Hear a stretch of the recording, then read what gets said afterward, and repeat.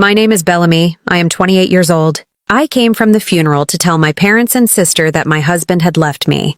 3 apartments and a house. By the sea.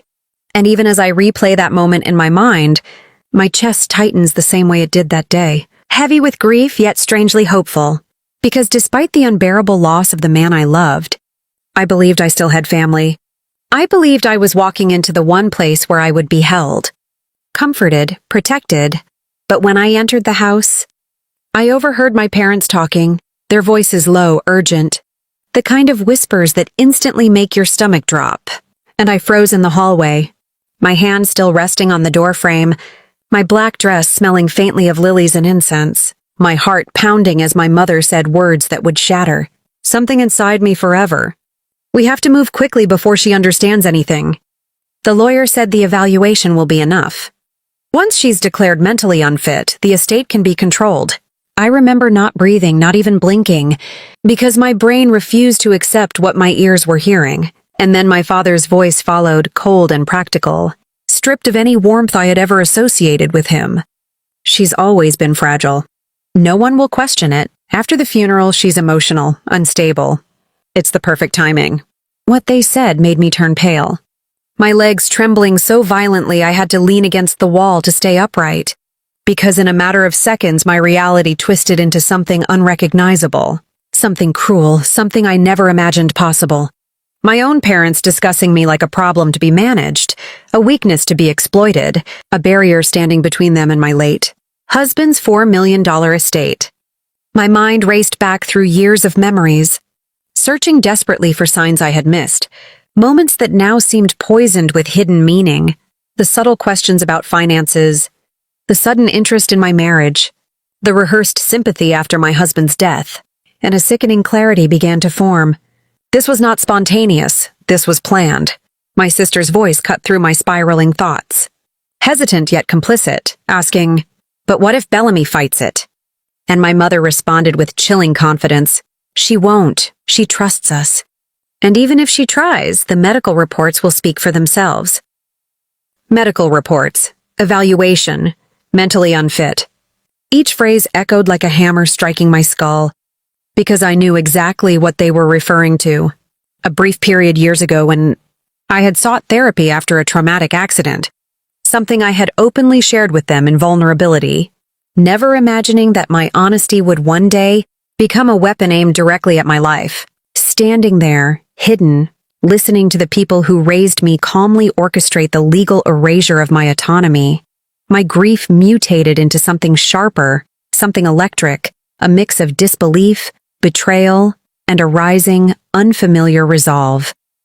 I felt like an outsider spying on strangers, yet every word carved deeper into my understanding of who they truly were.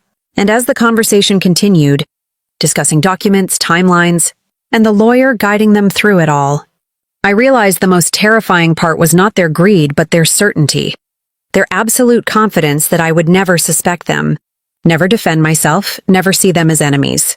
In that hallway, surrounded by family photos and childhood memories, I understood that I was no longer safe, that the home I had run to for comfort had transformed into a stage for deception, and that my vulnerability, my mourning, my trust, my love was being calculated against me.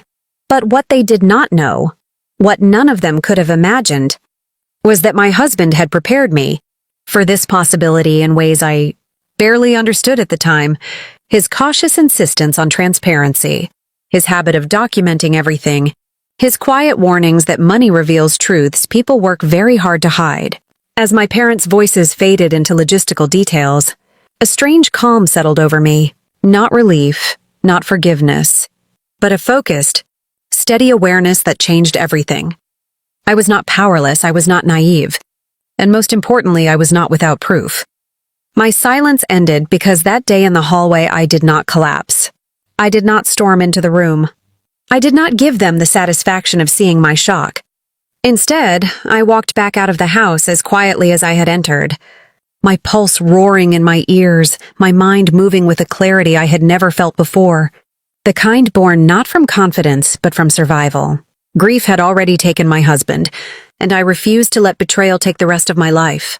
In the car, my hands shook so violently I could barely unlock my phone, yet instinct guided me straight to the one person my husband had always told me to trust if anything ever felt wrong, his attorney.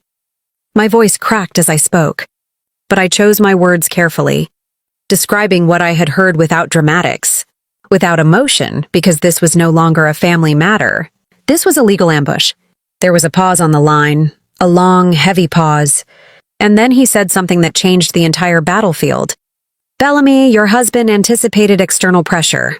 You are not walking into this unprotected." Within hours, I was sitting across from him, numb yet alert as he opened a folder I had never seen, a contingency file my husband had created quietly, methodically, without ever alarming me. Inside were records, letters, certified copies, and most importantly, a sealed digital archive containing video statements, financial structures, and conditional safeguards. My husband, the man everyone believed was simply generous and successful, had been far more perceptive than I ever realized. He had documented patterns of behavior, unusual inquiries, subtle boundary crossings, things I once dismissed as harmless, curiosity from my parents about our finances, but he had not dismissed them. He had watched, analyzed, prepared. The attorney explained the architecture of the estate, the triggers designed to activate if my legal competence was ever challenged, and as the implications sank in, my sorrow mixed with a fierce, burning gratitude, because even in death, my husband had refused to leave me defenseless. Meanwhile, my parents accelerated their plan. Confident, I remained the same trusting daughter they believed they could outmaneuver. They scheduled evaluations, contacted specialists, constructed a narrative of instability with rehearsed concern, portraying me as emotionally incapable after the funeral, a grieving widow supposedly detached from reality. The cruelty of it was breathtaking, their performance of care, while engineering my disempowerment. But this time, I was not the unsuspecting participant. I attended every appointment, answered every question, complied with every process, and I did so with deliberate composure, knowing the true confrontation would not happen in clinics or private offices, but where facts cannot be whispered away, the courtroom. The day arrived with an almost surreal stillness. My parents seated across from me, faces arranged in expressions of sorrowful duty, my sister avoiding my gaze, and for a fleeting moment I saw the full tragedy of it. The people meant to shield me now gambling on my silence. Their case leaned on implication, selective history, and the assumption that grief equals incompetence. But when it was our turn, the atmosphere shifted in a way I will never forget. Evidence is a different language, one immune to manipulation. The attorney presented the digital archive. My husband's recorded testimony, projected into that room like a voice cutting through time itself.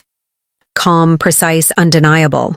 He spoke of his intentions, his concerns, the safeguards he had installed, and with each passing second, the illusion my parents had constructed began to fracture.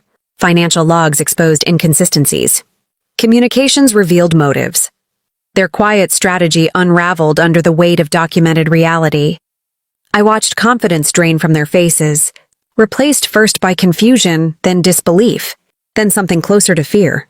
Because the foundation of their plan, my supposed helplessness, had evaporated. The judgment that followed did more than protect an estate. It restored my autonomy, affirmed my competence, and dismantled a narrative designed to erase me. Yet victory carried no triumph, only a sobering clarity about trust, about perception, about how betrayal often hides behind familiarity.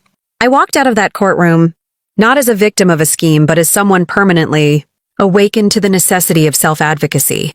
Loss had tested me. Deception had cornered me. Proof had liberated me. And if my story reaches you now, it is not merely a recounting of injustice, but a reminder that silence is not the only response to betrayal. That preparation can outlast manipulation. That truth, when preserved, becomes armor. If this story moved you, if it made you feel something, remember to subscribe to the channel and stay with us for more stories that reveal how resilience rises when it is needed most.